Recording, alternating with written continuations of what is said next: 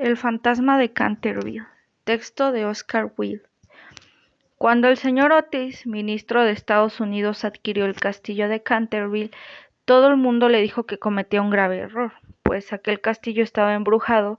Incluso el señor Canterville le advirtió cuando trataron las condiciones de compraventa. Mi familia y yo, dijo el señor Canterville, nos hemos negado a vivir allí desde hace muchísimo tiempo. Es mi deber advertirle que el fantasma ha sido visto por todos nosotros.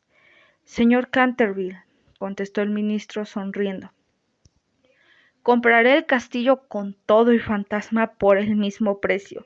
Soy un hombre moderno y estoy seguro de que si se queda todavía un auténtico fantasma, algún jovencito de mi país lo atrapará para colocarlo en uno de nuestros museos o exhibirlo como un fenómeno de feria. El fantasma sí existe, insistió el señor Canterville. Hace más de 3 siglos que se le conoce. Bah, los fantasmas no existen, contestó el señor Otis. Bueno, si a usted le gusta tener un fantasma en casa, qué mejor. Solo recuerde que yo se lo advertí, concluyó el señor Canterville. Después de unas semanas se cerró el trato y el señor Otis y su familia se mudaron al castillo. La familia Otis estaba formada por el ministro, la señora Lucrecia, el hijo mayor llamado Washington y una hija llamada Virginia con 2 pequeños gemelos.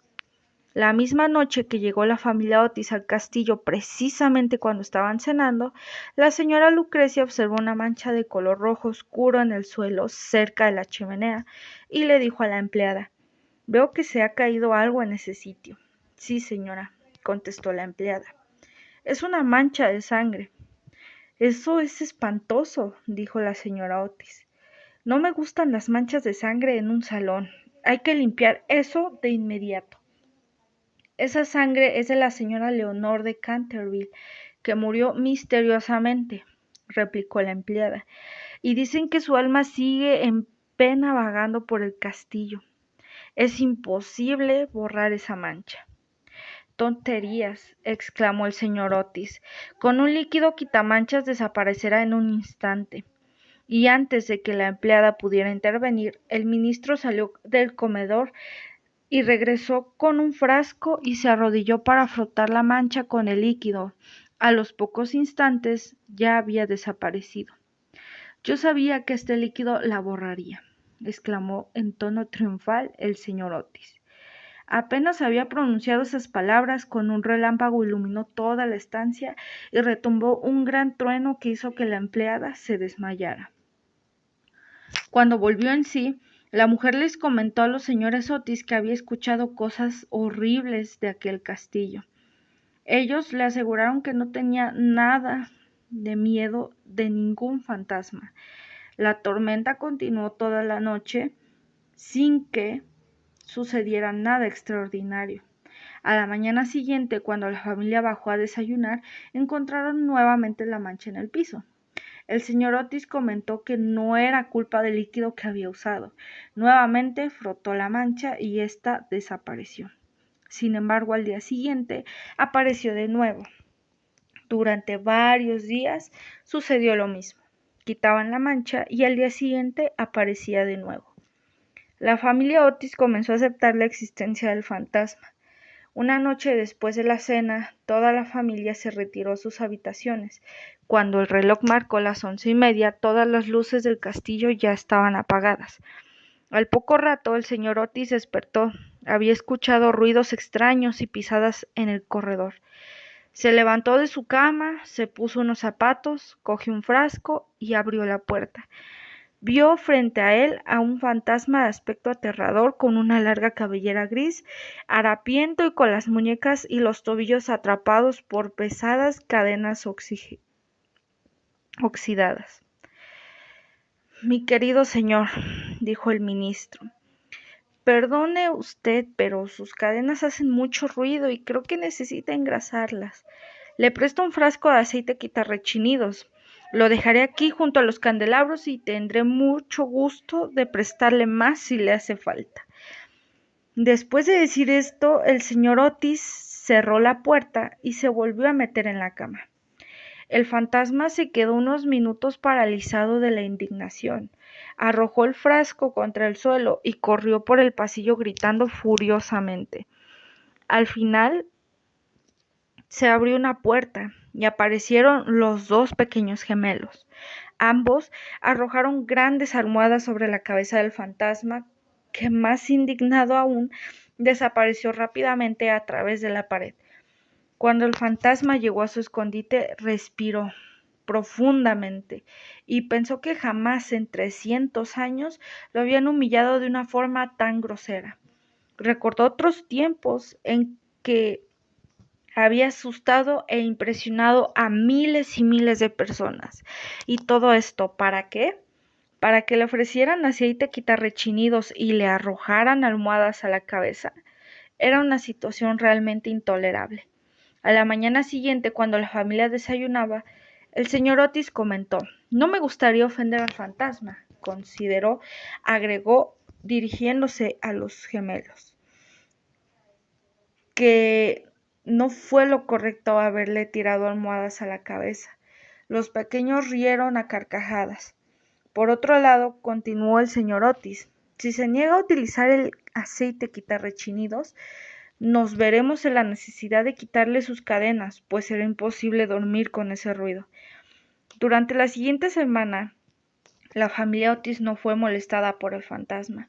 Lo único que les sorprendió fue que la mancha aparecía continuamente en el piso cerca de la chimenea, pero cada día de diferente color. A veces rojo, otras veces morado, y en una ocasión apareció de color verde esmeralda.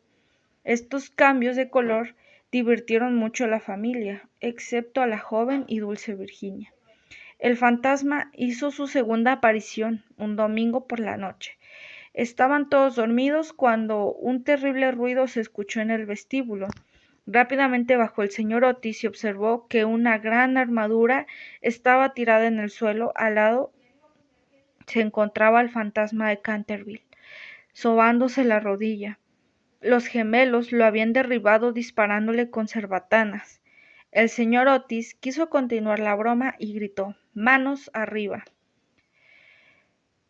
El fantasma, indignado, se levantó, corrió a la parte alta de la escalera y lanzó su célebre y escalofriante carcajada, que tan buenos resultados le había dado siempre. Una puerta se abrió enseguida. Era la señora Otis, que en bata se asomó para decir: "Creo que usted está enfermo. Aquí tiene el jarabe quitadolores. Seguramente tiene una indigestión estomacal. Esto lo curará muy bien". El fantasma la miró enfurecido, pero al oír los pasos de los gemelos desapareció rápidamente. Durante varios días estuvo enfermo de coraje, tanto que no salió de su escondite, excepto para continuar poniendo la mancha sobre el piso. Después de cuidarse por varios días para reponerse, el fantasma decidió asustar a la familia por tercera vez. Aquella noche cayó una gran tormenta. El viento era tan fuerte que sacudía las puertas y ventanas del castillo. A las 10:30, el fantasma oyó que todos subían a acostarse. Durante un rato escuchó las risas de los gemelos que jugaban antes de meterse en la cama. A las 11:15, todo quedó en silencio. La familia dormía tranquilamente sin sospechar lo que pasaría. Cuando el reloj marcó exactamente las 12 de la noche, el fantasma se deslizó por el castillo. La tremenda tormenta continuaba, los relámpagos iluminaban los pasillos y el viento que entraba por las ventanas agitaba su larga cabellera. Con una escalofriante carcajada, dio vuelta en el corredor dirigiéndose al cuarto de los señores Otis, pero de repente retrocedió, gritando aterradoramente, escondiendo la cara entre sus largas y huesudas manos. Frente a él había un horrible fantasma de cabeza redonda y amarilla con una extraña sonrisa, y sobre el pecho tenía colgado un recado indescriptible. Como él nunca había visto un fantasma, sintió verdadero pánico. Regresó corriendo a su escondite y se metió en la cama tapándose la cabeza con las sábanas. Al amanecer pensó que, después de todo, Era conveniente hablar con el otro fantasma, pues si eran dos y se asociaban, podían asustar mejor a los pequeños gemelos. Salió sigilosamente de su escondite y se dirigió al lugar donde había encontrado al otro fantasma. Se llevó una tremenda sorpresa cuando vio que el fantasma era solo una escoba cubierta con una sábana blanca, con una calabaza hueca como cabeza. Entonces leyó claramente el recado que la noche anterior le había parecido indescriptible. El fantasma Otis, el único auténtico y verdadero, desconfíe de las imitaciones. Todos los demás son falsificados. Al terminar de leer se dio cuenta de todo. Nuevamente se habían burlado de él. Apretando las mandíbulas y levantando sus huesudos brazos, lleno de rabia, juró según un antiguo conjuro que cuando cantara el gallo 2 veces ocurrirían terribles desgracias. No había terminado de decir el atroz juramento cuando cantó un gallo. El fantasma soltó una carcajada y esperó el segundo canto. Esperó y esperó. Pasó una hora y después otra, pero por alguna extraña razón el gallo no volvió a cantar. Cansado de esperar, regresó a su escondite. Al día siguiente, el fantasma se sentía débil, agotado y muy nervioso por las emociones de las últimas semanas. Decidió no salir de su escondite ni poner la mancha en el suelo, pues sabía que de todos modos la quitarían. Sin embargo, consideraba un deber salir a los pasillos a medianoche, por lo menos una vez a la semana. Así que los siguientes 3 sábados lo hizo. Eso sí, con muchas precauciones para no ser visto ni oído. Daba pasos ligeros y utilizaba el aceite quitarrechinidos para engrasar sus cadenas. Al principio se sentía humillado, pero reconocía que después de todo el lubricante era bueno, muy bueno. Una noche los gemelos atravesaron cuerdas en los corredores, que hicieron tropezar al fantasma en la oscuridad.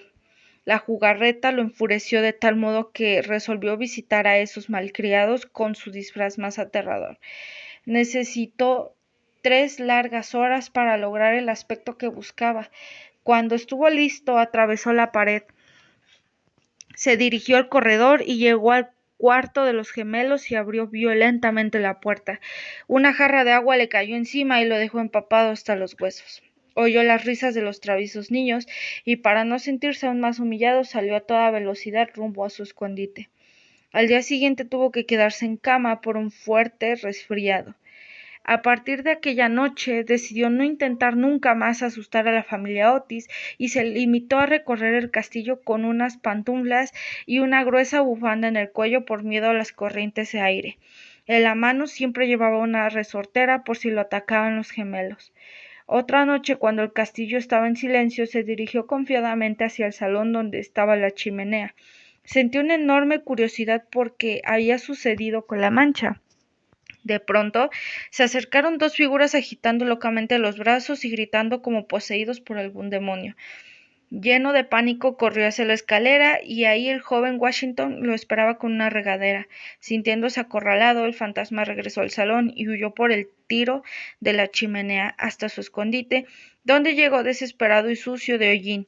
Desde entonces prometió nunca más hacer visitas nocturnas por el castillo.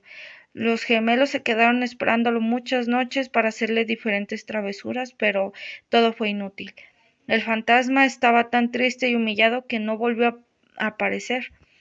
Pasó el tiempo y todos pensaron que el fantasma había desaparecido, pero se equivocaban, pues seguía escondido en el castillo y aunque frustrado y encerrado, en aquel momento no pensaba en retirarse.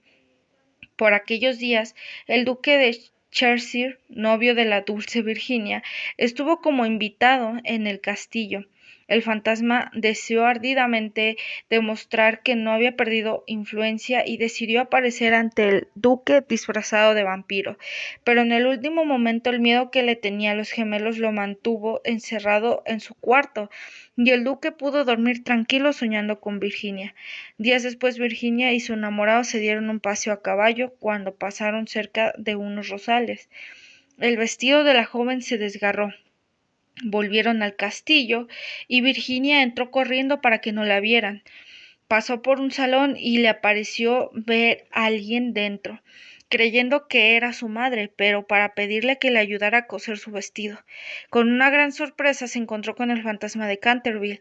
Estaba sentado frente a una ventana con la cabeza apoyada sobre una mano en una actitud de nostalgia y tristeza. Su aspecto era tan melancólico que Virginia sintió compasión por él y decidió consolarlo. Me da mucha pena. Mis hermanos salen mañana de viaje y si se porta bien, nadie lo molestará. Es absurdo pedirme que me porte bien, respondió el fantasma. Arrastrar mis cadenas y asustar durante las noches no es comportarse mal, es mi única razón de ser. Eso no es una razón de ser. Además, se sabe que en sus tiempos usted fue muy malo. Si no lo niego, contestó con arrogancia el fantasma, pero eso es un asunto que a nadie le importa. Ante la respuesta, Virginia decidió dejarlo solo. El fantasma le pidió disculpas y le suplicó que se quedara con él un poco más. Sin embargo, Virginia escuchó que la llamaban. Buenas noches, se despidió la joven. Le pediré a mi papá que mande a los gemelos una semana más de vacaciones. No se vaya, señorita Virginia, se lo suplico, le dijo el fantasma. Estoy tan solo y soy tan desgraciado. Quisiera dormir y no puedo. ¿Cómo que no puede? Dormir es muy sencillo. No tiene usted más que acostarse y apagar la luz. Hace 300 años que no duermo. Lloro el fantasma. Por eso estoy cansadísimo. Pobre fantasma, dijo Virginia. ¿No hay ningún lugar donde pueda dormir usted? Sí, allá a lo lejos existe un jardín donde canta el ruiseñor, la luna mira con benevolencia y la noche extiende sus grandes brazos para acoger a los durmientes. Virginia lloraba mientras escuchaba al fantasma. ¿Habla usted del jardín de la muerte? Murmuró. Sí, de la muerte. Ese jardín donde se descansa sobre la tierra. Se escucha el silencio en donde no hay ayer ni mañana. Usted puede ayudarme, solo con su amor y perdón podré abrir las puertas de aquel lugar. Virginia aceptó ayudarlo. El fantasma se arrepintió de todo el mal que había hecho y caminaron juntos hacia la puerta donde se entraba al jardín de la muerte. Se despidió de ella y en agradecimiento le obsequió un bello cofre con joyas y monedas antiguas. El fantasma atravesó la puerta y pudo al fin descansar en paz. Virginia regresó al castillo donde todos la buscaban preocupados y le contó lo sucedido. Meses después, Virginia se casó con el duque Cheshire y por varios años la familia Otis vivió tranquilamente en el castillo. Frecuentemente en sus anécdotas recordaban lo que vivieron con el fantasma de Canterville.